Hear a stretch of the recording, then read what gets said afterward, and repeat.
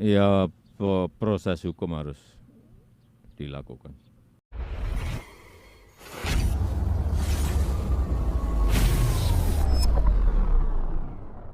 Shalom sahabat KP yang berbahagia. Ada yang lagi ramai nih diperbincangkan oleh banyak kalangan, yaitu polisi saling tembak sehingga membunuh seorang brigadir.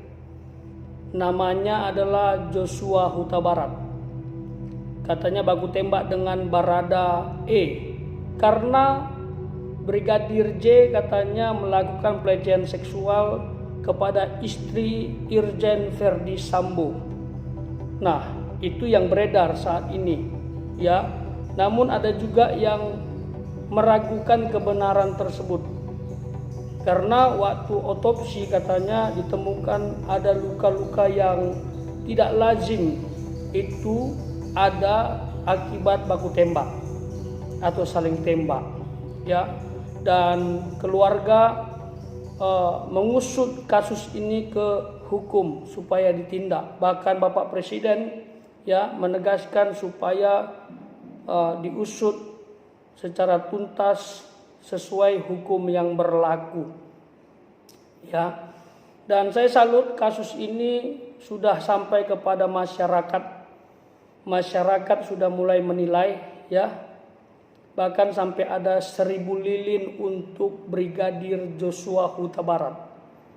Dan berharap polisi netral untuk menindak kasus ini sampai ke akar-akarnya.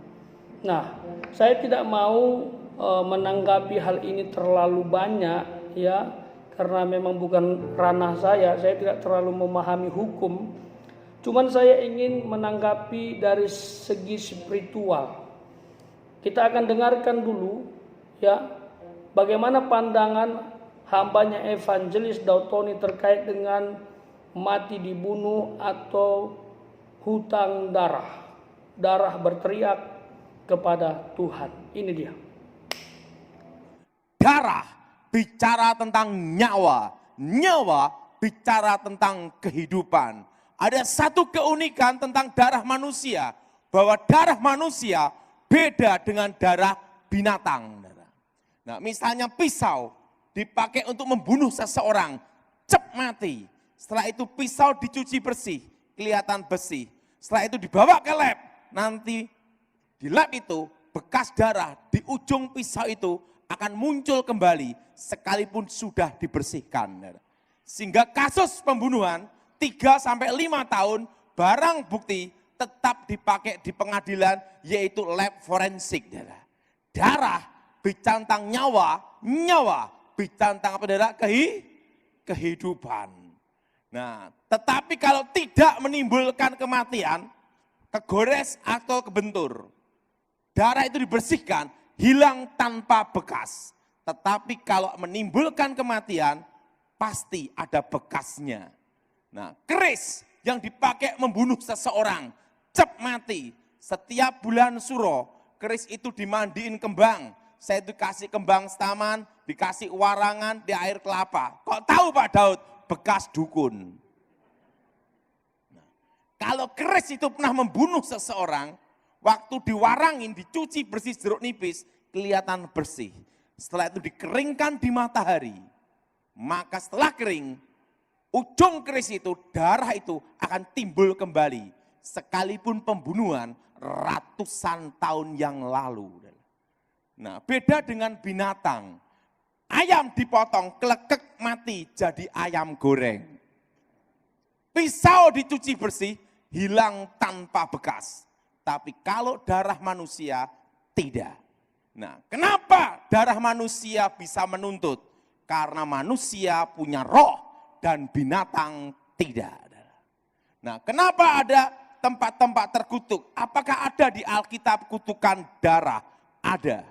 Waktu Yudas bunuh diri, tanah disebut tanah darah, Hakal Damal. Nah, sang pembunuh melarikan diri, polisi kehilangan jejak, sang pembunuh dibayangin wajah yang dibunuh, ketakutan sendiri menyerahkan diri. Itu kejadian sering di kepolisian. Nah, Raja Daud waktu mau membangun bait Tuhan, bait Allah, Tuhan berfirman tidak boleh karena tanganmu penuh dengan darah. Darah bicara tentang nyawa, nyawa bicara tentang kehidupan. Kenapa ada rumah-rumah terkutuk, tempat-tempat terkutuk? Nah, pertama, tempat kejadian pembunuhan. Apa saudara? Tempat kejadian saudara? Kalau yang dibunuh laki-laki akan sering muncul roh laki-laki.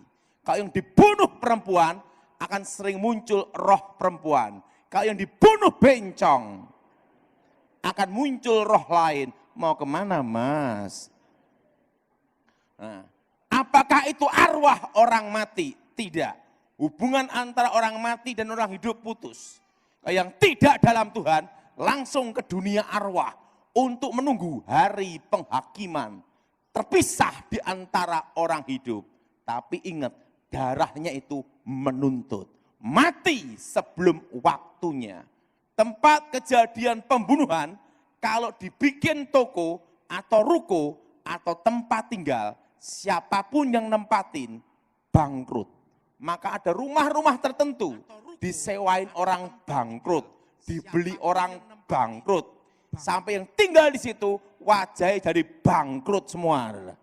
Itu pasti tempat kejadian pembunuhan dan sering ada namanya penampakan bayangan hitam di sekitar pintu atau sekitar jendela.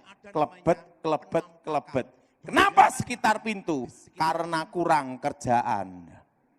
Nah, tempat kejadian pembunuhan itu ada namanya kutukan darah. Dan tempat kejadian pembunuhan inilah yang disebut rumah angker. Semua rumah angker pasti ada sejarah pembunuhan. Darah harus dihadapi dengan darah. Darah Habil, darah yang menuntut. Dan darah Yesus berkatakan apa? Bahwa darah Yesus berbicara lebih kuat. Apa saudara? Lebih apa? Lebih kuat daripada darah apa? Habel. Lebih kuat daripada darah Habil. Ingat, tidak ada darah yang di muka bumi yang berteriak lebih kuat dan berbicara lebih kuat melebihi darah Habil. Kecuali satu, darah Yesus. Darah perjanjian. Kenapa Tuhan Yesus darahnya bisa berbicara? Ingat, Tuhan Yesus mati dibunuh. Mati disalib. Apa saudara? Mati apa saudara? Mati dibunuh, mati disalib. Untuk mengalahkan kutukan darah harus dihadapi dengan darah yang suci. Tanpa noda, tanpa celah, tanpa dosa. Dan posisinya adalah seseorang yang mati dibunuh, dikorbankan. Jelas? Dan di muka bumi ini tidak ada darah yang suci, tanpa noda, tanpa dosa, dan tanpa kutuk dosa keturunan. Itu hanya ada satu darah, darah Yesus. Kalau ada tempat terkutuk seperti itu, ikutin saya semua. Darah Yesus. Ikutin saya semua. Darah Yesus. Sucikan tempat ini. Tempat terkutuk ini diubah jadi berkat. Ikutin saya semua. Darah Yesus. Sucikan tempat ini. Tempat yang terkutuk ini diubah jadi berkat.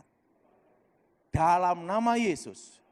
Sekarang roh-roh setan, roh-roh jahat, roh-roh terkutuk, roh-roh gelap keluar dalam nama Yesus. Amin. Jadi ingat, saudara doain saya semua, darah Yesus sucikan tempat ini, tempat terkutuk ini diubah menjadi berkat. Amin. Tempat terkutuk ini diubah menjadi apa? Darah harus dihadapi dengan darah. Nah, bagaimana pendapat sahabat terkait pembahasan kita ini? Kira-kira benarkah Brigadir J mati karena saling tembak, atau mungkin sahabat punya pandangan lain, silakan diklik di kolom komentar ya. Bebas untuk berpendapat. Nah, terkait dengan pernyataan Evangelis Daud Tony tadi, setiap kematian ya hasil dari pembunuhan itu akan mendatangkan kutuk bagi si pelaku. Ya, karena darahnya berteriak, menjerit, menuntut kepada Tuhan, apalagi kalau mati karena ketidakadilan atau kejahatan. Jadi keluarga tidak usah panik ya, masyarakat tidak usah panik. Kita doakan saja supaya Tuhan yang bertindak. Kalau Tuhan sudah bertindak, ya wah itu hati-hati.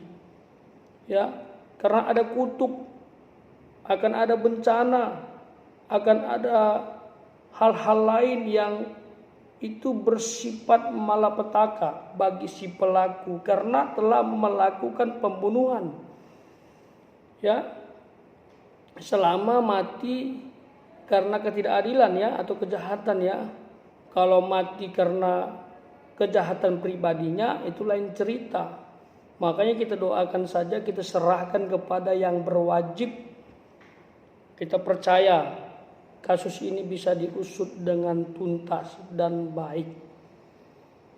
Dalam Alkitab seperti ini ada juga persis seperti peristiwa Kain dan Habel. Habel dibunuh oleh kakaknya karena iri hati, kebencian yang sudah lama terpendam. Hanya gara-gara Tuhan tidak terima persembahannya, lalu Tuhan menerima persembahan Habel, dia iri, makin benci, makin dendam, dia bunuh adik kandungnya sendiri. Dan darah Habel, Alkitab mencatat, berteriak menuntut keadilan kepada Tuhan. Dan Tuhan marah. Dan Tuhan nyatakan penghukuman kepada Kain. Jadi Tuhan tidak akan tinggal diam apabila itu karena ketidakadilan atau kejahatan yang seharusnya tidak terjadi kepada orang yang tidak bersalah. Jadi cukup doakan biarlah Tuhan yang bertindak. Semoga keluarga yang ditinggalkan diberikan penghiburan ya. Puji Tuhan, semakin mengandalkan Tuhan saya lihat banyak berdoa ya kepada Tuhan. Saya tahu ini berat, sedih ya. Tapi belajarlah ikhlas. Ya, Amang, Inang, karena saya juga orang Sumatera, saya tahulah beban itu ya. Biasanya anak laki-laki sangat dibanggakan. Ya, sangat dijunjung, apalagi sudah menjadi polisi, brigadir ya. Pasti sangat-sangat menjadi figur. Makanya orang Sumatera banyak yang bergerak memberi 1000 lilin untuk Brigadir J. Ya, kita doakan saja. Kebenaran akan memunculkan dirinya sendiri.